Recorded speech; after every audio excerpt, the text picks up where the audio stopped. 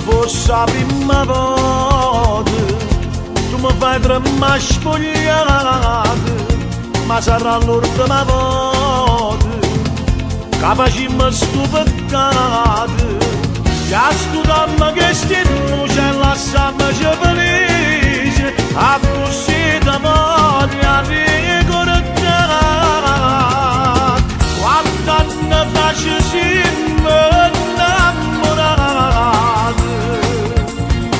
quanto anni fa ci siamo avvelenati, e ci basta soltanto una nottata, che diventai amante canadana. Quanto anni desideri esagerati, quanto anni campananno da paura, quanto anni sacrifici per l'amore, allontanando i figli in tuo cuore. Ma invece da sana facciamo amore,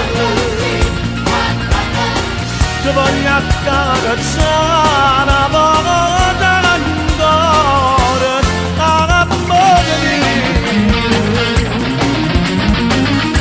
Ma ci vista ieri sera, che chiagni per il tuo scuro, non si può trattare più male l'innocenza delle creature. Convincimmo questi cuori che rimane nato io e non c'è mai parecchio. Quanto anni fa ci siamo innamorati,